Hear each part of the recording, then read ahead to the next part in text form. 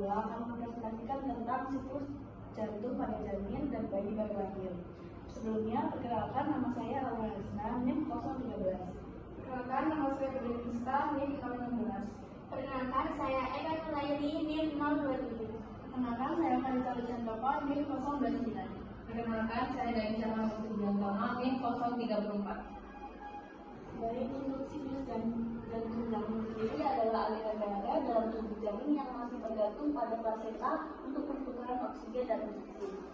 Siklus jantung bayi baru lahir sendiri terjadi setelah kelahiran ketika paru-paru mulai berfungsi dan sistem sirkulasi berubah total.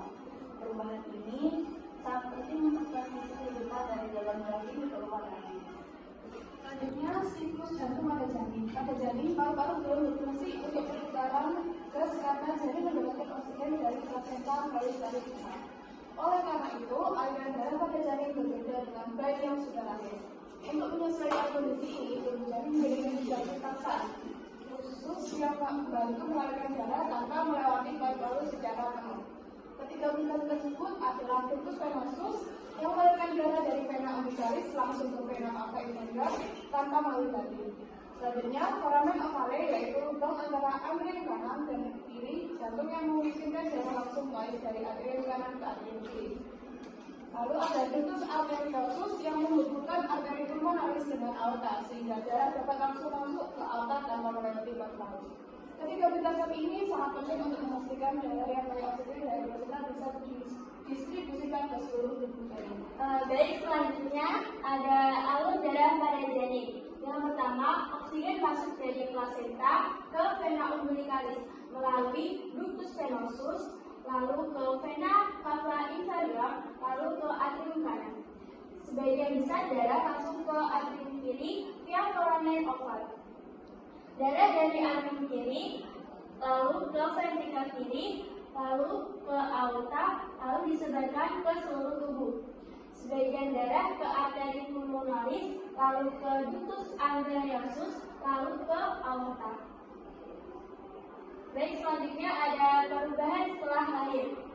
Setelah tali pusat dipotong dan bayi mulai bernapas, yang pertama ada penurunan resistensi paru, yaitu lebih banyak darah ke paru-paru.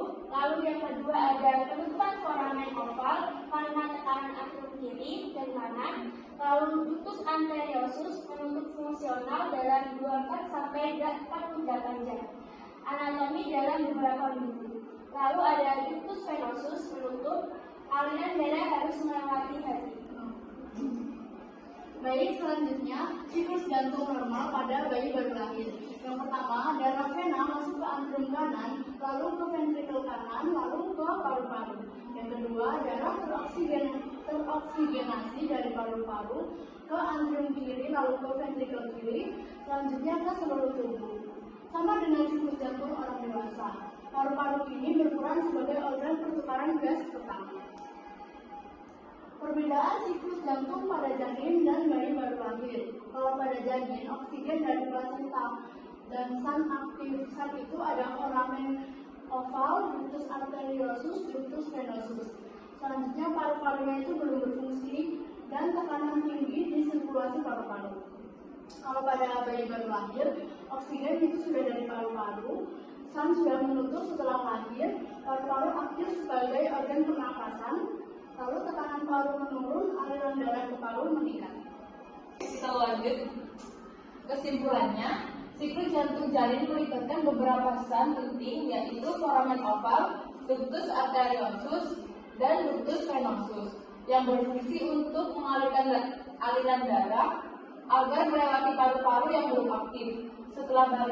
Setelah bayi lahir dan mulai bernapas, paru-paru mengembang dan mulai berfungsi sebagai organ pertukaran gas utama. Hal ini menyebabkan penutupan bertahap pada ketiga san tersebut dan terjadinya perubahan besar dalam siklus darah.